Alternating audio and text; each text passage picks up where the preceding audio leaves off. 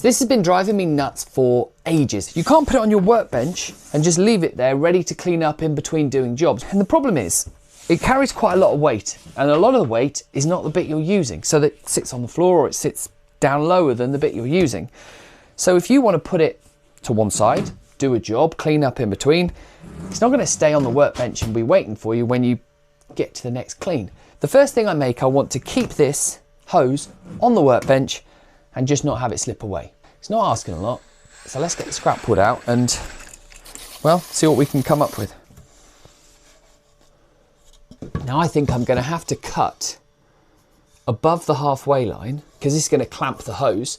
So if I cut above it, that's just going to leave this bit here thinner than 35. So theoretically, it'll clamp the hose in. Now I did say this will be rough and ready. I've just got 2 extra pieces to thicken it out, and I'm going to glue all of this together. And then, well, you'll see. It'll all come together in the end.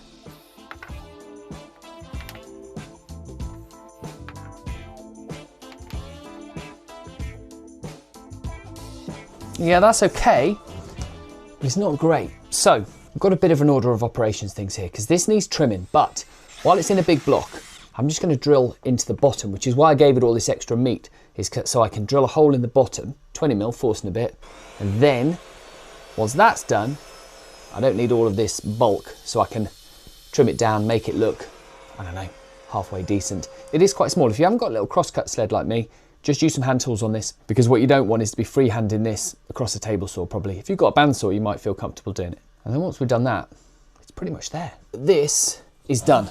You can clip it on your hose and then drop it in a dog hole, and suddenly the hose isn't running off the table between uses. So you can pick it up and use it.